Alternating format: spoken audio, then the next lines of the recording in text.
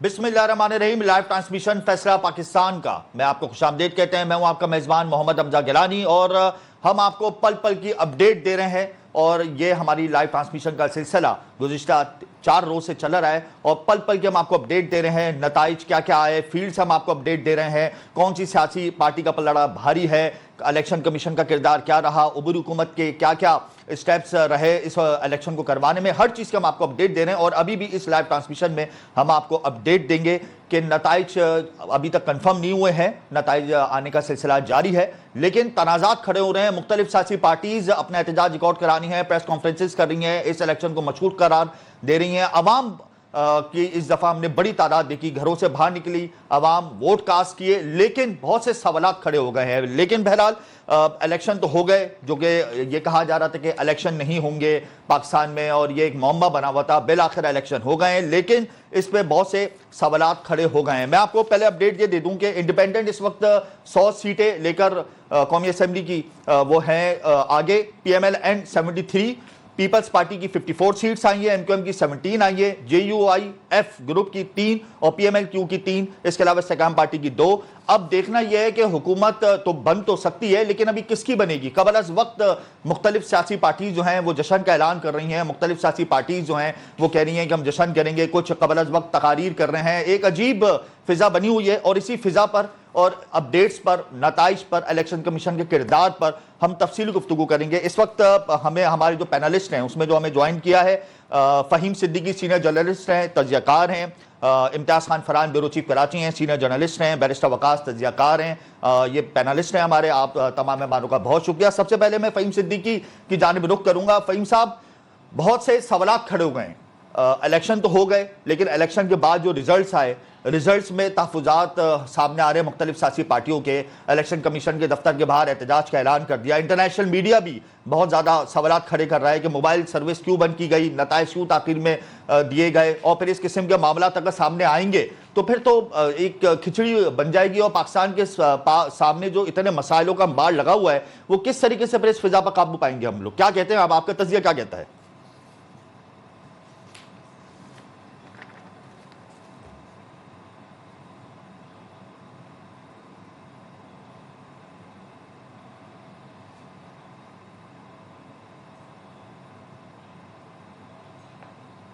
आपको मेरी आवाज आ रही है? फ़हीम साहब, आपकी आवाज नहीं आ रही। जी, आप मुझे सुन सकते हैं? जी बिल्कुल। मेरा सवाल आपने सुना है? जी मैंने आपका सवाल सुन लिया, मैं उसका जवाब दे रहा हूं कि देखिए, खिचड़ी तो बन चुकी है और अब यह है कि इस वक्त सिचुएशन यह है कि कोई भी एक सियासी जमात इस पोजीशन में है ही नहीं कि वो अपनी हुकूमत बना ले। और जब ये सिचुएशन हो तो अब जाहिर है हम ये कह सकते हैं अब PDM 2 आने वाली है जी। और PDM 2 अगर बनेगी तो वो जाहिर है वही होगा कि मखलूत हुकूमत के उसमें जो वो जमात होती है जिसके पास सबसे कम वोट होते हैं, लेकिन वो जब चाहे अगर हुकूमत से निकल आए और तो हुकूमत जो है वो गिर सकती है, वो सबसे ज्यादा फायदे उठाती है। और मुझे इस वक्त वो जो जमात नजर आ रही है वो इस वक्त मुझे MQM नजर आ रही है। अगर तो हम ये तस्वुर कर लेते हैं एक लम्हे के लिए, खाका अपने जहन में बनाते हैं कि जनाब कौन सी हुकूमत साजी में जमातें जो है मिलकर हुकूमत बना सकती हैं, तो हमें यही नजर आता है कि जनाब मुस्लिम लीग नून, पाकिस्तान पीपल्स पार्टी, ISP और MQM जो है वो मिलकर हुकूमत बना सकते हैं। लेकिन इसमें जो सबसे इंपॉर्टेंट बात होगी वो ये होगी कि अगर MQM जो है वो इक़्तिदार से निकलने की धमकी दे किसी भी मरहले के ऊपर, तो वो जो है उसके लिए वो धमकी जो है बहुत कारगर साबित होगी। अब इसके ऊपर अगर मैं वफाक में बात करूं कि MQM और पीपल्स पार्टी और मुस्लिम लीग नून एक होंगे, तो यहां से आकर सिंध में तो हमें नहीं नजर आ रहा कि जो है MQM जो है वो पीपल्स पार्टी के साथ मिलकर जो है हुकूमत बना लेगी, क्योंकि पीपल्स पार्टी के पास तो एक सादा अक्सरियत मौजूद है और अभी जब वो मखसूस नशिस्तों के साथ जब ऐवान में खड़े होंगे तो उनके लिए हुकूमत बनाना कोई मसला ही नहीं होगा। तो यहाँ पर अगर MQM जो है वो अपोजिशन में बैठती है और जाहिर उसके साथ जो है वो आजाद उम्मीदवार होंगे, उसके साथ जो है 2 जमात इस्लामी के भी उम्मीदवार होंगे, तो उस सूरत में अपोजिशन एक स्ट्रॉन्ग तो होगी, लेकिन इस सूबे को, इस शहर को मुझे फिर उस सूरत में कुछ मिलता हुआ नजर नहीं आ रहा। अगर तो जो है वो पीपल्स पार्टी MQM के साथ एक मुखासमत का रवैया रखती है या MQM जो है वो पीपल्स पार्टी से मुस्तकिल ये मुतालबा करती है कि जी बल्दियाती इदारों में जो है हमें मौका दिया जाए, मेयर से जैसे उन्होंने मुतालबा किया है कि मेयर कराची जो है वो जो है मुस्ताफी हो जाए, तो ये बड़ी अजीब सी खिचड़ी बन चुकी है। इस खिचड़ी में अब अहम तरीन रोल जो है वो आजाद उम्मीदवारों का है। ये आजाद उम्मीदवार भी आप कह रहे हैं कि 100 हो गए, बिल्कुल ठीक है 100 हो गए, लेकिन इसमें हम ये नहीं कह सकते कि 100 के 100 जो है वो पीटीआई के अभी हिमायत तो हॉर्स याफ्ता है। ट्रेडिंग इसमें का दीगर अमल शुरू आजाद होना उम्मीदवार बाकी है। अभी तो हॉर्स ट्रेडिंग का सिलसिला शुरू होगा, सबसे अदालतें सजेंगी अभी बात तो। जो है वो यही है, मंडी लगेगी अभी तो, अभी मंडी लगना बाकी है। इस मंडी लगने में देखें, मैं एक चीज और नोटिस कर रहा था कि आजाद उम्मीदवारों में भी बाज तो बिल्कुल नए हैं, लेकिन बाज ऐसे भी हैं जिन्होंने 9 मई के ऊपर माफी मांग ली थी और उसके बाद उन्हें इलेक्शन लड़ने का मौका भी मिला और वो जीत भी गए, जैसे जरताज गुल हैं और भी कई नाम हैं जो मैं ले सकता हूं। तो ये जो है इनका जो है किरदार अब देखना होगा कि ये कितने जो हैं वो पीटीआई से मुखलिस रहते हैं, अपने कायद इमरान खान के साथ वफादार रहते हैं, या कितने लोग जो हैं वो ये पार्टी छोड़कर आजाद उम्मीदवार जो है वो किसी दूसरी पार्टी को ज्वाइन कर लेते हैं। जो बैरिस्टर गौहर साहब फरमा रहे हैं, बहुत इंपॉर्टेंट बात उन्होंने कही है। उनका ये कहना है कि हम आजाद ग्रुप जो है वो हुकूमत एस्टेब्लिश कर सकता है और ये बात ठीक भी है, लेकिन उसके लिए उनके पास जो है वो जो मखसूस नशिस्तें हैं वो हासिल करने का मौका नहीं होगा। मखसूस नशिस्तें हासिल करने के लिए उन्हें कोई ना कोई पार्टी ज्वाइन करनी पड़ेगी। तो बैरिस्टर गौहर जी बिल्कुल। बैरिस्टर वकास, मैं आपकी तरफ आऊंगा, ये मुझे बताएं बैरिस्टर वकास के इलेक्शन मशकूक हो गए हैं या आप इलेक्शन के नताइज पर इत्मीनान का इजहार करते हैं कि नहीं इलेक्शन मशकूक नहीं हुए हैं, जो तनकीद की जा रही है वो बेजा है, इंटरनेशनल सिस्टम इंटरनेशनल मीडिया भी सवालात उठा रहा है, आपका क्या तज्जिया है इस हवाले से? देखिए, मेरे ख्याल में पाकिस्तान में रहने वाले या पाकिस्तान से बाहर रहने वाले ओवरसीज पाकिस्तानी या इंटरनेशनली भी हम बात करें, हर वो शख्स जो पाकिस्तान की सिलेक्शन को फेयरली, फ्रीली, जस्टली या फेयर, फ्री या ट्रांसपेरेंट इलेक्शन करार देता है, शायद वो अहम हकूक़ की जन्नत में रहता है। मेरा नहीं ख्याल कि पाकिस्तान के अंदर किसी भी सूरत इस इलेक्शन को जो है कोई शानदार इलेक्शन के तौर पर याद किया जा सकता है, बल्कि 2013 के जो 35 पंचर थे या 2018 की जो हम सिलेक्टेड करा कर रोकने वाली हुकूमत की बात करते थे, उससे भी ये बदतरीन इलेक्शन है। और ये जो हाँ, चूंकि इसके अंदर आप देखें कि 48 अब 5 बज चुके हैं, 8 तारीख को इलेक्शन था, आज 10 तारीख है, तो मेरे ख्याल में 48 घंटे तो गुजर चुके हैं, अभी तक आप रिजल्ट फाइनलाइज नहीं कर सके। तो आर्टिकल 218 है इनके पाकिस्तान के आइन का, 224 है, 224 ए है। इलेक्शन कमीशन ऑफ पाकिस्तान पे ये जिम्मेदारी आयद करता था प्राइमरी लाइबिलिटी रिस्पॉन्सिबिलिटी का फ्रीली, फेयरली, जस्टली इंतखाबात का इनकाद करवाए। इंतखाबात का इनकाद भी नहीं करवाना सिर्फ, बल्कि आपने उसका नतीजा भी देना है, और वो नतीजा जो है वो भी एक फेयर नतीजा होना चाहिए जो तमाम लोगों के लिए जो है वो एक्सेप्टेबल या एडमिसिबल होना चाहिए। ये नहीं कि एक हल्के से एक शख्स जो है वो 40,000 वोटों से हारा है तो आप दूसरे दिन देखते हैं तो ऑल टुगेदर वो नतीजा बदल दिया जाता है। मेरा नहीं ख्याल कि किसी सूरत भी जो है इंटरनेट की सर्विस जो 5 बजे के बाद जो है वो मुअत्तल रखना, सस्पेंड रखना, उसकी कोई जस्टिफिकेशन हो सकती है, उसकी कोई तरजीह या कोई तरजीह दी जा सकती है।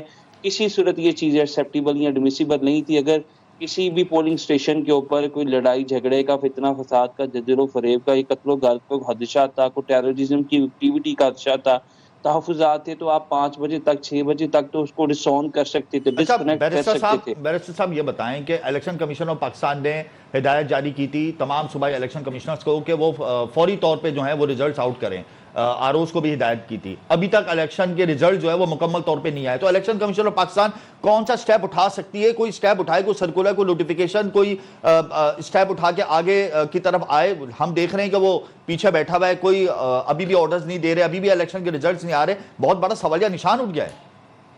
सर मेरे ख्याल में तो जो आरओज़ थे वो तो नतीजा देने जा रहे थे, शायद इनकी तरफ से ही कोई कमी कोताही रह गई थी कि जिसकी वजह से ये नतीजा खुद ही डिक्लेयर नहीं कर सके। ये हो ही नहीं सकता कि अगर आप आरओ को पाबंद कर दें और आरओ जो है वो आपको नतीजा ना भेजे और आप उसको अनाउंस ना करें, आप ही इनकी ही वजह से ये सारी का सारा डिले का प्रोसेस किया जा रहा है। It's a very unfortunate step जो कि इनकी तरफ से लिया गया। आल्दो हम यही एंटिसिपेट कर रहे थे कि जो भी नतीजा था, देखिए बहुत बड़े सियासी जमात थे, सियासी रहनुमा थे जिन्होंने दीदा दिली से, हंदा पेशानी से, जाँ पेशानी से अपनी हार को तस्लीम किया, और यही एक सियासी कारकुन का, ये सियासी लीडर की सियासत का हुस्न है कि हाजा साहब रफीक आपके सामने है। इसके अलावा बड़े-बड़े बुर्ज उल्टे हैं। बिल्कुल बैरिस्टर साहब, लोग ऐसे बिल्कुल। इम्तियाज खान फरहान, मैं आपकी तरफ आऊंगा। इलेक्शन कमीशन ऑफ पाकिस्तान का किरदार मशकूक हो गया, आप क्या समझते हैं? बिल्कुल नहीं मशकूक हुआ। मैं तो दोस्तों की गुफ्तगू मैंने सुनी, ख़ासतौर पे बैरिस्टर वकास साहब की।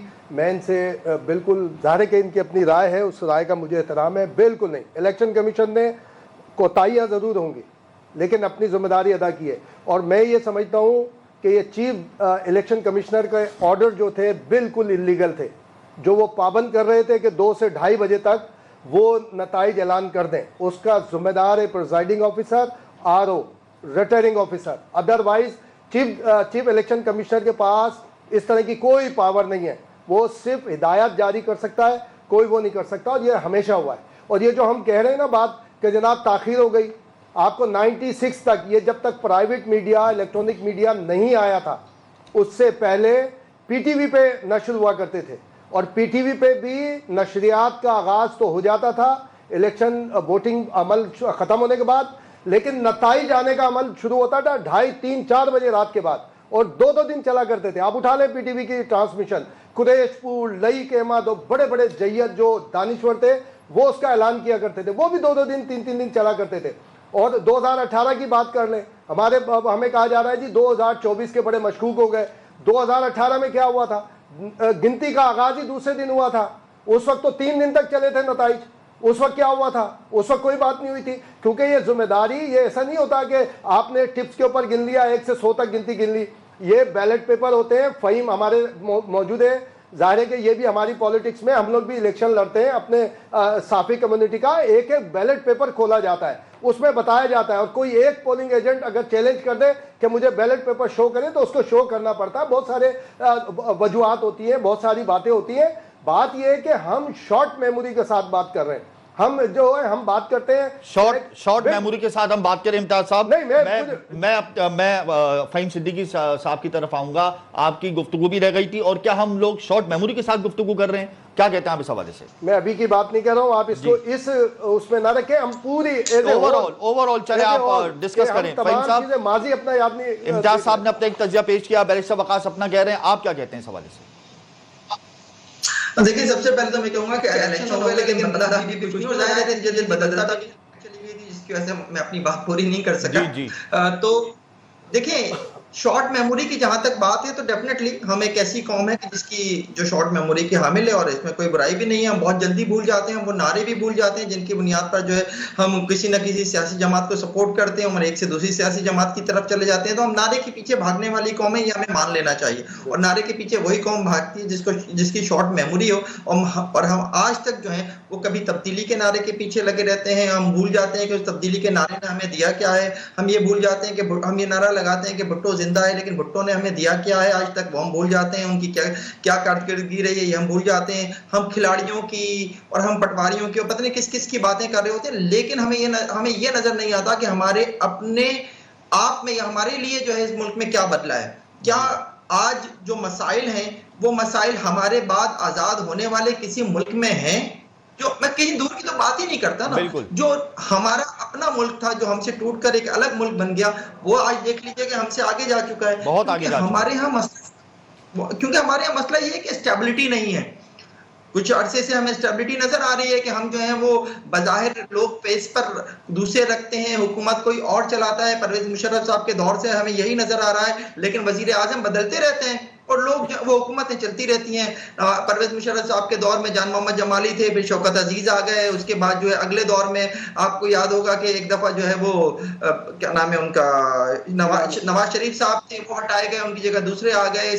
इसके साथ साथ जो है वो अगर हम और आगे बढ़ते हैं तो राजा परवेज अशरफ थे, यूसुफ रजा गिलानी आ गए, इस दफा भी इमरान खान थे, फिर शहबाज शरीफ आ गए।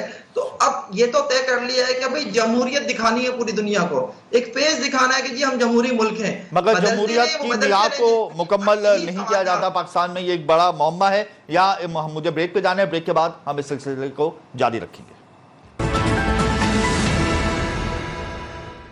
Welcome back. लाइव ट्रांसमिशन में हमें ज्वाइन कर चुके हैं साजिद अहमद, रहनुमा MQM पाकिस्तान। बहुत शुक्रिया साजिद साहब, क्या होने जा रहा है? खिचड़ी पक गई है, किसी को नहीं पता किसकी हुकूमत बनने वाली है। कबल अज़ वक्त तकारीर हो रही है, कबल अज़ वक्त जश्न का ऐलान हो रहा है। आप इस सिनेरियो को किस तनाजुर में देखते हैं? बिस्मिल्लाह, अस्सलाम वालेकुम।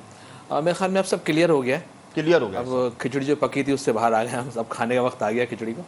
और अच्छा है कि अब हमें आगे की बात करनी चाहिए कि अब पाकिस्तान को कहाँ जाना चाहिए, ठीक है ना। अच्छा, अभी थोड़ा सा अभाम है कि किसकी गवर्नमेंट बननी है, अभी कुछ जोड़ तोड़ होगी सियासी जमातों की, और सियासी जमातें एक दूसरे से कम्युनिकेशन कर रहे हैं, कांटेक्ट कर रहे हैं। उसके बाद फिर यकीनन ये ऊँट किसी न किसी करवट बैठ जाएगा एक का दुक्का दिन के अंदर, ठीक है ना। और जब बैठ जाएगा तो वाज़ेह तौर पर अंदाज़ा हो जाएगा हमें आइंदा हुकूमत किसकी बनने वाली है।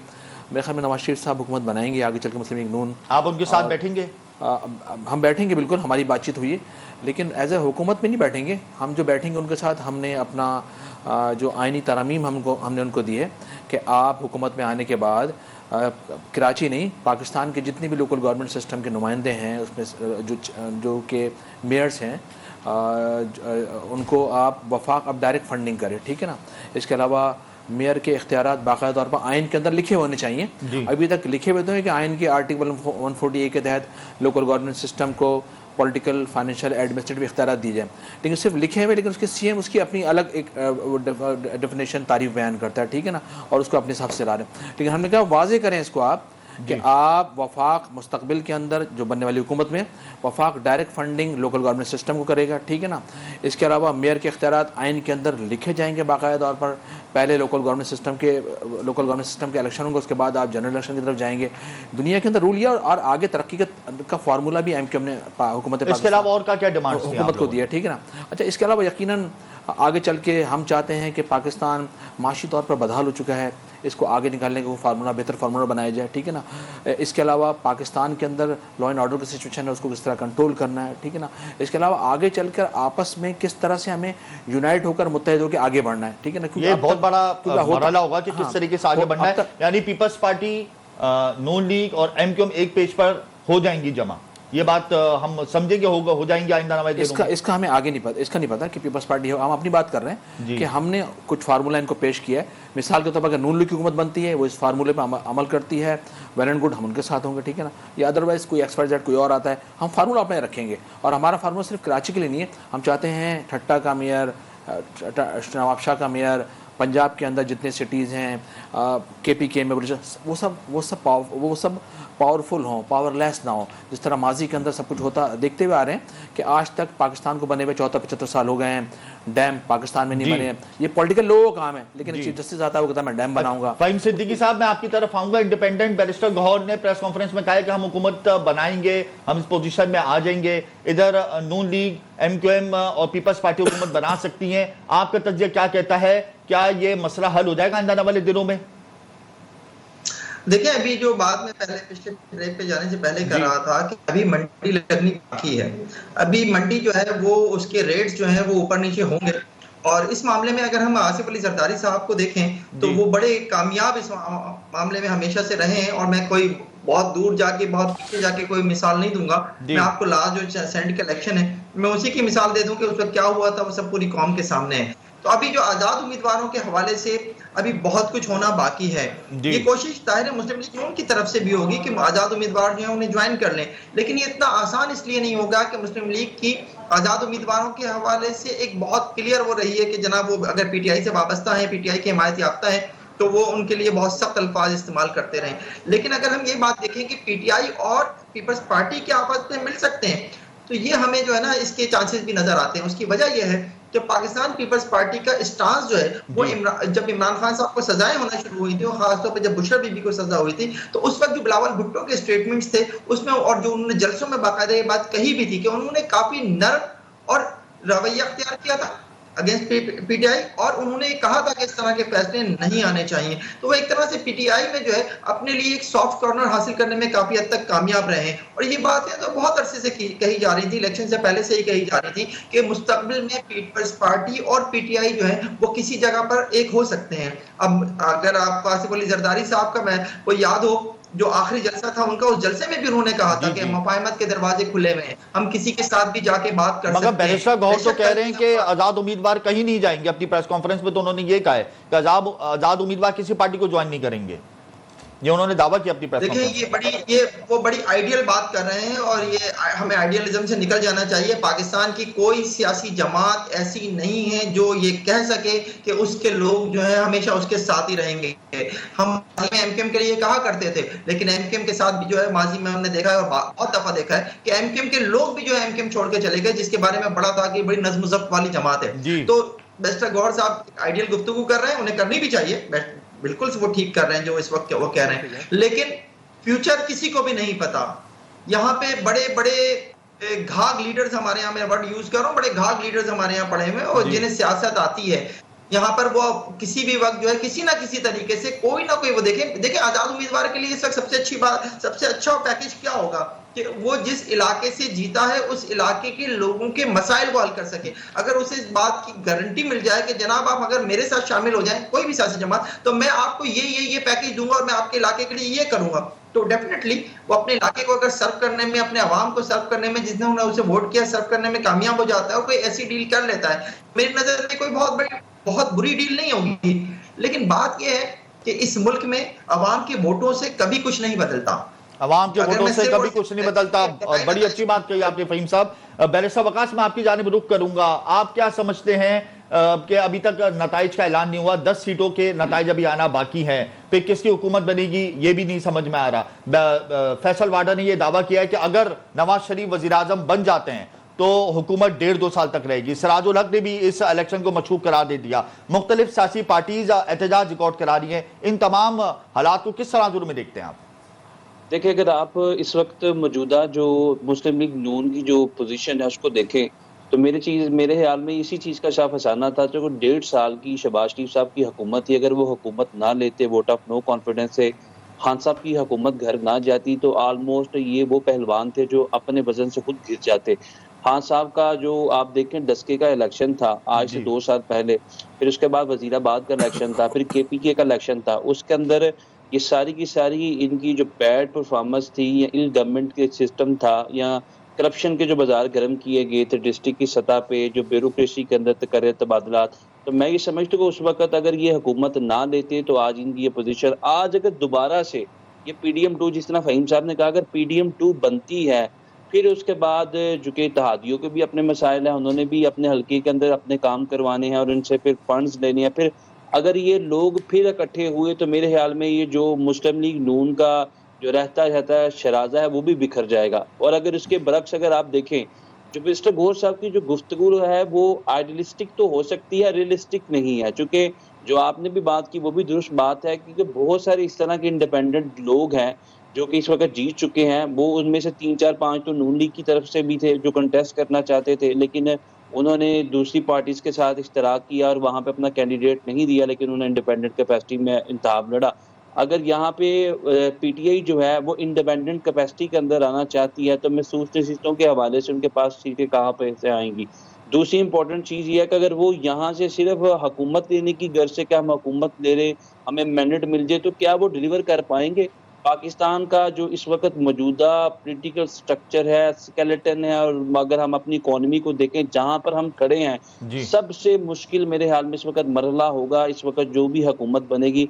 मेरा नहीं ख्याल कि PTI जो है अगर वो हुकूमत ले लेती है तो उसके बाद जो है वो किसी सूरत भी अपनी कुछ साख को या अपनी स्टेबिलिटी को या इंटेग्रिटी को वो बहाल कर पाएगी। वो चीज़ें रिवर्स हो जाएगी, ये किसी सूरत यहाँ से बेहतरी की कोई तवक्को नहीं। यहाँ पंजाब के अंदर जो सूरत हाल वाज़ेह है, पीपल्स पार्टी के हवाले से वाज़ेह है, MQM बिल्कुल इस वक्त जो है एक अच्छे पेज पर चली गई है, जितनी उन्होंने नशिस्तें सिक्योर करनी है। 17 नशिस्तें MQM के पास आ गई हैं इस वक्त। जी, यही तीनों जमातें हैं मेरे ख्याल में जो आपस में मिलके जो है वो एक कोलिडियल गवर्नमेंट बना सकती है। लेकिन फिर वही बात है कि तहातियों की बैसाखियों पे खड़े होने वाली हुकूमत जो है वो कभी भी लंबे अरसे के लिए अपना वजूद जो है अभी अपना शराजा वो बरकरार नहीं रख पाएगी। बिल्कुल बजा कह रहे हैं। इम्तियाज खान फरहान, मैं आपकी तरफ आऊंगा। PDM-2 अगर अमल में आ जाती है, मिसाल के तौर पे ये तीनों जमातें एक हो जाती हैं, तो क्या मसाइल से निकल पाएंगे? पिछली PTI की गवर्नमेंट क्या थी, हमजा साहब जरा ये बता दीजिए, क्या वो खुद ही बनाई थी उन्होंने हुकूमत?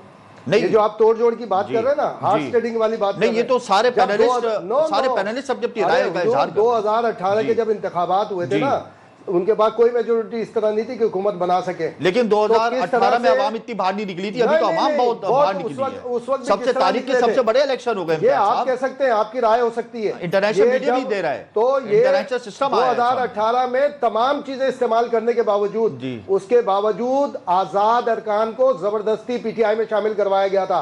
हिस्ट्री में मौजूद है, PMLQ को शामिल करवाया गया था, MQM शामिल थी, बाप पार्टी शामिल थी। तरीकेकार वो भी गलत था, ये भी गलत है। मैं तो ये आपसे कह रहा हूं अगर PDM-2 बन जाती है तो क्या मसाइल से हम निकल सकते हैं? मेरा ये सवाल है आपसे। और PDM नहीं है, APDM भी बनी थी जी। APDM में मौलाना फजलुर रहमान सरबराह थे और इमरान खान उसके मेंबर थे, बाद में जो बुरा भला कहते हैं मौलाना के हवाले से, ऐसा नहीं है, हिस्ट्री है ये सारी की सारी। और जो ये बात कर रहे हैं ना कि जी आजाद अरकान कहीं शामिल, ये मैं बड़ी टेक्निकल, बैरिस्टर साहब बैठे इसको आगे वो जो भी करें, ये जो बड़ी बात हो रही है ना कि ये आजाद अरकान किसी सियासी जमात में शामिल होंगे तो मखसूस नशिस्तें मिलेंगी, तो मेरी भाई वो मखसूस नशिस्तें मिलेंगी कि जो के उस पार्टी ने पहले दी होंगी जिसमें ये शामिल हुए हैं। अगर उनकी फहरिस्त नहीं होगी तो एक बड़ा कानूनी नुक्ता आएगा कि आया वो ये जो माइनॉरिटीज की होती हैं, खवातीन की होती हैं, ये पहले नशिस्तें दी जाती हैं, पहले नंबर करके दिए जाते हैं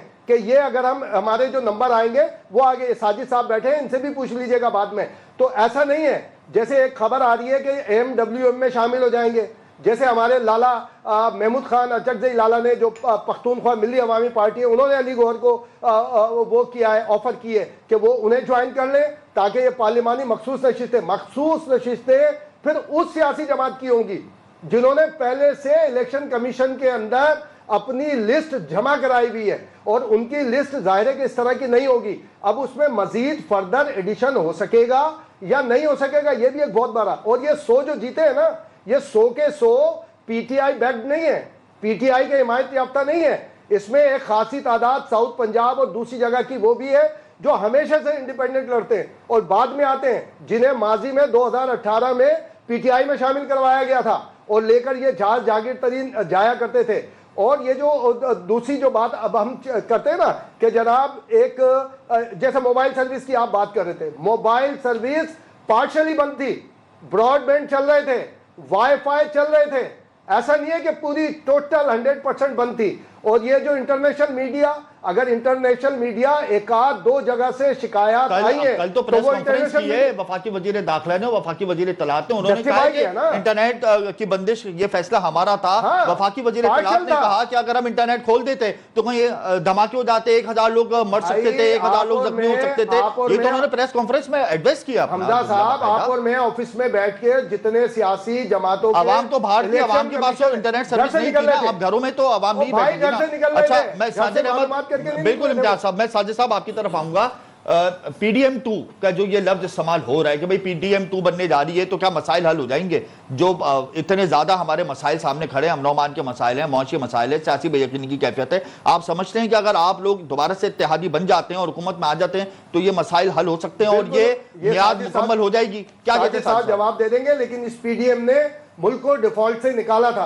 नहीं, टेक्निकल डिफॉल्ट तो हम पहले कर चुके थे इम्तियाज साहब। देखें, टेक्निकल डिफॉल्ट तो हम पहले कर चुके हैं, बल्कि अभी भी कर चुके हैं। सोवरेन डिफॉल्ट से हम 3 कदम दूर हैं। पाकिस्तान के खिलाफ बात करने का ठेका लिया हुआ है। देखें, IMF का प्लान तो हमारे लिए आखिरी उम्मीद है, चाहे कोई सी भी हुकूमत होती है, और अभी भी IMF के प्लान में जाने ही जाने हमने। साजिद साहब, आप क्या कहते हैं?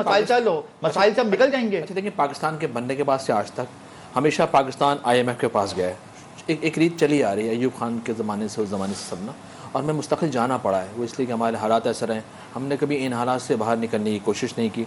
अच्छा, दूसरा ये कि एक अगर मिसाल के तौर पर आगे चल के किसी की भी पीपल्स पार्टी गवर्नमेंट बनाती है, नून लीग बनाती है, PTI, इंडिपेंडेंट लोग मिल मिला के गवर्नमेंट बनाते हैं, तो जो इत्तेहादी इलाई को लेने का चल कर लेने का तरीका ये होता है, उनको साथ लेकर चलने का तरीका ये होता है कि कोई भी जमात मिसाल के तौर पर MQM अगर किसी से इत्तेहाद करती है तो उसकी बुनियादी वजूहत क्या हैं इत्तेहाद, किसी के साथ इत्तेहाद में जाने की? उसकी बुनियादी वजूहत यकीनन ये होती है किसी भी जमात की कि वो अपने कुछ मुतालबात रखती है उनके आगे कि भाई ये हमारे मुतालबात हैं। मिसाल के तौर पर MQM ने अपने मुतालबात कराची, हैदराबाद, मीर ख़ास हुसैन के हवाले से रखे कि यहाँ फ़ला मसाइल हैं और इनको मसाइल को रिजॉल्व करना बहुत ज़रूरी है। इससे पहले जो इमरान खान साहब की हुकूमत थी उसके अंदर हमने रखा था रीसेंसिस का मसला। हमने उनको कहा था कि आप हैदराबाद यूनिवर्सिटी के हवाले से हमें आप इसको बना के देंगे आप हमें, इसके अलावा और दीगर कराची के शुड डेवलपमेंट। पीपल्स पार्टी शामिल हो जाती है इत्तेहाद में तो आप इत्तेहाद के साथ रहेंगे? डेवलपमेंट के मैं आगे जाऊँ, डेवलपमेंट बड़ा अहम सवाल है, मैं इसका जवाब दूंगा, आ जाती है मैं इसका जवाब दूंगा। देखिए, डेवलपमेंट के हवाले से हमने उनके आगे चीज़ें रखी थी। अच्छा, ना तो तहरीक इंसाफ अपना यूनिवर्सिटी बनाने में कामयाब हुई, ना कराची, ना रीसेंसिस के हवाले से, ना फंड देने में कामयाब हुई, कराची के अंदर कुछ भी नहीं दिया। बिल्कुल जो PDM की हुकूमत में हम गए, हम PDM की हुकूमत में गए, उसकी बुनियादी वजूहत ये थी कि एक तो हमने रीसेंसिस कराची का मसला उठाया और वो एक्सेप्ट हुआ कराची में सेंसस हुए और 73 लाख की आबादी ऐड हुई। उसका फायदा ये हुआ कि मुस्तक़बिल में जो लोकल गवर्नमेंट के इंतखाबात होंगे उसमें 71 यूसीस में इसका इजाफा हो गया। एक तो हमें ये फायदा होगा, कराची के लोगों को फायदा होगा। अब जो भी हुकूमत आए, जो भी बजट में तो कुछ नहीं रखा साजिद साहब, K4 का मंसूबा 17 अरब सिर्फ बजट में कराची वालों को दिया, उसकी भी रकम नहीं थी। तो देखिए बजट में तो कराची वालों को मुकम्मल तौर पे नजरअंदाज ऐसा लगता है कि कराची के लिए कोई नेशनल पॉलिसी बनी हुई है कि कराची 4000 अरब रुपए वफाक को दे रहा है, 90% 95% सूबे को वो प्रोवाइड करके दे रहा है टैक्स की मद में, लेकिन कराची का किसी को ख्याल नहीं आता। अच्छा, फिर कराची की अभी अगर पीपल्स पार्टी इत्तेहाद में शामिल हो जाती है तो क्या MQM रहेगी उसका हिस्सा इत्तेहाद का, ये बताएं। अच्छा देखिए, आगे वफाक में जो भी हुकूमत बनने जा रही है, हमारी शर्त ये है कि हमने जो लोकल गवर्नमेंट सिस्टम के हवाले से, अमेंडमेंट के हवाले से जो हमने बाई लॉज में चेंजिंग चाह रहे हैं, उसमें चेंज उसको अगर कोई भी जमात उसको एक्सेप्ट करेगी, तस्लीम करेगी, उन मुतालमात को मानेगी, तो अब पीपल्स पार्टी भी इनका शामिल हो, PTI भी इनका शामिल हो। हमें कराची को, हैदराबाद को, सिंध के मसाइल को देखना है। हमें सिंध के मसाइल को देखना है। हम चाहते हैं डेवलपमेंट हो या तरक्की हो, तामीर तरक्की हो। पाकिस्तान का ये वो शहर जो पूरे पाकिस्तान को पाल रहा है। यहाँ पे मुझे ब्रेक पे जाना है और ब्रेक के बाद हम इस ट्रांसमिशन को कंटिन्यू रखेंगे। Welcome back. मैं अपने मेहमान बैरिस्टर वकास की तरफ जाऊंगा। बैरिस्टर वकास, बिलावल भुट्टो की तरफ से एक बड़ा बयान सामने आया है। उन्होंने कहा है कि शहबाज शरीफ और नवाज शरीफ से मुलाकातें होनी है, मेरे इल्म में नहीं है। सुबह तक हम लाहौर से जीते रहते हैं, बाद में पता चला हम हार गए। तो ये बिलावल भुट्टो भी मेरे ख्याल से मायूस नजर आ रहे हैं नताइज से। क्या कहता है इस हवाले से? देखिए, मेरे मुताबिक तो जो पीपल्स पार्टी की जो एक एक्सपेक्टेड या एंटीसिपेटेड स्ट्रेंथ थी वो तो हमें बिल्कुल नजर आई। जो फेडरल असम्बली के अंदर जहां तक इनकी सिंध तो वैसे ही वो सारी चीजों को सुपरसीड कर गए, और जो सबसे मायूस कुन सूरत हाल का सामना करना पड़ा था शायद वो मुस्लिम लीग नून को करना पड़ा है। और हाँ, और मैं ये समझता हूँ कि अभी जो है अगर नून लीग चाहती है कि वो अपना प्राइम मिनिस्टर बनवाए तो पीपल्स पार्टी बिल्कुल उनको नाको चने चुबवाएगी। जो जरदारी साहब की सियासत रही है और जिस तरीके से वो एक सियासी प्लेयर कंसीडर भी किए जाते हैं, शायद सदारत भी ले जाएं और एट द सेम टाइम वजारते वो दाखिला भी ले जाएं और हारजा भी ले जाएं, बहुत सारी चीज़ें जो थी वो जो कलीदी चीज़ें हैं वो ले जाएं। और उसके बाद शायद इनके पास डिलीवरेंस के लिए या परफॉर्मेंस के लिए ना कोई स्ट्रेंथ बचे, ना कोई अथॉरिटी बचे, ना कोई ताकत बचे, और एक लूली लंगड़ी सी हुकूमत बन जाए और यानी क्रेडिट डिवाइड हो जाएगा फिर। अच्छा, फिर तो कबल अज़ वक्त तकरीर क्यों कर दी है नवाज शरीफ ने? फिर ये भी एक बहुत बड़ा एक सवाल खड़ा हो गया है। इस हवाले से क्या कहेंगे? ये बड़ी हैरानकुन बात है। अगर आपके पास एक सब्सटेंशियल स्ट्रेंथ हो, 130 सीटें हो आपके पास, 125 सीटें हो, 20 हो, 100 क्रॉस कर जाएं, आप 70 सीटों के ऊपर, 80 सीटों के ऊपर या 60 सीटों के ऊपर तकरीर करनी शुरू कर दें। जो हमारे आईनी कॉन्स्टिट्यूशन जो रिक्वायरमेंट है वो भी ये कहती है कि सादा अक्सरियत अगर आप 2-3 जमातों को भी साथ मिला के लेके चलना चाहे तो आपके पास सब्सटेंशियल स्ट्रेंथ तो होनी चाहिए। अगर हम पाकिस्तान की गुज़िश्ता भी सियासत को देख ले, जिस तरह 2013 के अंदर जो तकरीर की गई उसकी समझ आती है, 2018 की तकरीर की भी समझ आती है जो PTI की तरफ से जो इमरान खान साहब ने की थी। लेकिन इस तकरीर का, अब ये तकरीर खुशी की तकरीर थी, ये सेलिब्रेशन की तकरीर थी या मायूसी की तकरीर थी? अजीबो गरीब सूरत हाल है। मेरे ख्याल में जो हमने जो आपके इंट्रो में आप जो बात कर रहे थे, ये अजीबो गरीब किस्म का जो इलेक्शन है 2024 का, और ये पाकिस्तान की सियासत में कोई अच्छे या सुनहरे अल्फाज से बिल्कुल याद नहीं रखा जाएगा। और ये हुकूमत या ये जो भी हुकूमत बनेगी, कोलिडेड गवर्नमेंट बनेगी, ये 3-4 साल छोड़ के ये मैक्सिमम भी जो टाइम निकालेगी तो 1 साल जो है वो टाइम निकालेगी। उसके बाद क्योंकि जो इनके नैरेटिव हैं, प्रोस्पेक्टिव, चाहे वो नून लीग की तरफ से हो चाहे वो पीपल्स पार्टी की तरफ हो, जब ये लोग अपने मुहाज पे निकलेंगे, एक दूसरे के खिलाफ हर्जा सराई करेंगे, तकरीरें करेंगे, बातें करेंगे, तो मेरा नहीं यार ये हुकूमत किसी तरीके से भी जो अपना ज्यादा वक्त निकाल पाएगी। बिल्कुल। फ़हीम सिद्दीकी, मैं आपकी तरफ आऊंगा। इलेक्शन कमीशन सिंध के बाहर सिक्योरिटी सख्त कर दी है। मुख्तलिफ सियासी जमातों ने एहतजाज की कॉल दे रखी है। कल जाकर मुख्तलिफ सियासी जमातें एहतजाज रिकॉर्ड कराएंगी, MQM कल जश्न भी बनाएगी। अब ये सिनेरियो कराची के अंदर बन रहा है, इसको किस पर्सपेक्टिव में देखते हैं? इलेक्शन जो मशकूक हो गए हैं या जो मुख्तलिफ सियासी जमातों की तरफ से बयान आ रहे हैं, फिर अदालतें सजेंगी और स्प्रेडिंग होगी, तो सम अप क्या करेंगे आप इन तमाम मामला को? देखिए, मैंने पहले ब्रेक में आपसे कहा था कि ये तो अब शुरू हो गया है और ये होना भी था। सबका एहतजाज का हक है, आईनी हक है। इस वक्त जमात इस्लामी का एहतजाज इस वक्त जारी है, TLP जो है वहां पहुंचने वाली है, PTI के लोग भी वहां जमा हो चुके हैं। तो इस वक्त इलेक्शन कमीशन के सामने जो है वो एक मैदान सज चुका है और बड़े पैमाने पर वहां पर इस वक्त एहतजाज किया जा रहा है। पाकिस्तान पीपल्स पार्टी भी जो है वो एहतजाज के लिए जो है वो पहुंच रही है अपना कराची प्रेस क्लब के ऊपर। वो गए थे साउथ के दफ्तर के बाहर, जहां इस वक्त जो नताइज के हवाले से कि उन्हें नताइज के वो फॉर्म 47 वगैरह दिए जाए, वो उन्हें नहीं मिले, उन्हें और ऑफिस में नहीं जाने दिया गया। तो अब उनके जो कैंडिडेट्स हैं वो जो है वो वहां पहुंच रहे हैं, कराची प्रेस क्लब पहुंच रहे हैं। तीसरी तरफ एक और खबर ये आ रही है अभी इलेक्शन कमीशन की जानिब से कि जो NA 242 में जो कुछ हुआ, कादिर मंदोखैल साहब की जानिब से जो उन्होंने पोलिंग स्टेशन में घुस बैलेट बॉक्सेस तोड़ दिए थे, बिल्कुल बिल्कुल इसका नोटिस लिया था इलेक्शन कमीशन ने। इलेक्शन कमीशन ने 15 फरवरी को 22 पोलिंग स्टेशंस पर जो है रीपोल का ऐलान किया है। ये जो रीपोल है ये बड़ा इंटरेस्टिंग हो जाएगा मेरे लिए कि ये आखिर रीपोल हो कैसे सकता है जब आप जो है मुस्तफा कमाल की बाकायदा तौर पर जीत का ऐलान कर चुके हैं। अब उसके बाद उसी हल्के में जो है वो कैसे रीपोलिंग होने जा रही है, ये भी अभी इलेक्शन कमीशन की जानिब से ऐलान किया गया है। तो इंटरेस्टिंग सिचुएशन है, एंजॉय करें, हम भी कर रहे हैं। बिल्कुल साजिद साहब, आप MQM ने, बिल्कुल मैं साजिद साहब की तरफ आऊंगा। साजिद साहब, MQM ने तो जश्न का ऐलान कर दिया है, वो बाकायदा तौर पर सेलिब्रेशन की तैयारियां कर दी हैं। यहाँ पे इलेक्शन कमीशन के नए नए नोटिस और सर्कुलर्स आ रहे हैं, क्या कहेंगे साजिद साहब? देखिए, MQM ने तो इसलिए जश्न का ऐलान किया है कि MQM ने 17 बड़ी सीटें की सीटें और 28 सूबाई की सीटें जीती हैं, और रिजर्व मिला के कौमी असम्बली की यकीनन ये 22-23 हो जाएंगी, सूबाई की यकीनन 35 तक जाएंगी हमारी सीटें ना, तो हमारा जश्न तो बनता है। अच्छा, दूसरी तरफ जो रोना पीटना मचा हुआ है, मिसाल के तौर पर जमात इस्लामी वहाँ पर पहुँच रही है एहतजाज करने। जमात इस्लामी ने हमेशा इशूज़ पर सियासत करी है। आज 1-1.5 साल से 2 साल से के इलेक्ट्रिक पे एहतजाज कर रहे हैं, क्या के इलेक्ट्रिक पे के हवाले से कोई परफॉर्मेंस दे सके, यकीन जवाब आएगा नहीं। इसके अलावा दीगर इश्यूज पे सिर्फ सियासत कर रहे हैं। एक साल हो गया, एक साल इनको हो गया है लोकल गवर्नमेंट जमात इस्लामी की मकबूलियत सामने आई है। एक साल हो गया है लोकल गवर्नमेंट सिस्टम के इंतखाबात हुए। एक साल में आज तक इस 1.25 साल के दौरान जमात इस्लामी बल्दियाती हवाले से कोई परफॉर्मेंस नहीं दे सकी है। मेरे ख्याल में जो टैंपरिंग के जरिए जो बाइकाट के जरिए जमात इस्लामी जीती थी कराची के अंदर, अब चाहिए ये मैंडेट वापस करें, ये भी हमें दें। लोगों ने प्रूफ कर दिया है, MQM को बड़ी तादाद में वोट देकर, इतनी बड़ी तादाद में सीटें देकर, इतनी ताकत देकर कि हम दूसरों को इस ताकत की बुनियाद पर मसल्स अपने दोबारा से शो कर सकें, दिखा सकें, और कराची का हक, हैदराबाद, मीरपुर खास का हक छीन सकें। जमात इस्लामी को चाहिए कि ठीक है, इशूज़ पे सियासत करें, मना नहीं है, और ये हमेशा होता हुआ है। 18 में कि हम इलेक्शन कमीशन नहीं गए, जो कराची के साथ ज्यादती नाइंसाफी हुई थी, हम भी तो गए थे ना, और हम 5 साल तक जाते रहे। वैसे ये बताएं कि इस इलेक्शन में धांधली हुई है कराची में?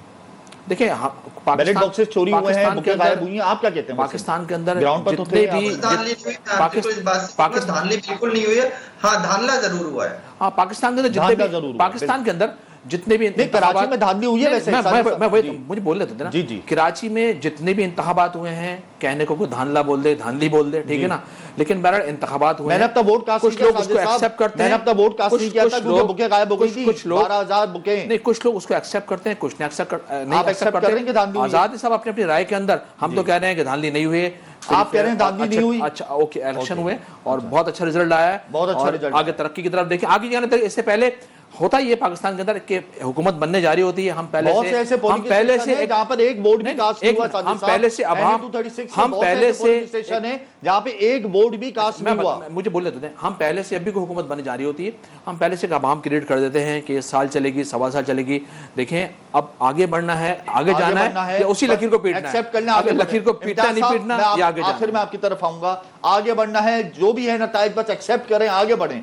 मुल्क इस वक्त खतरे में है, मसाइल का शिकार है, बस जैसे तैसे करके आगे बढ़े, आगे बढ़ जाएंगे।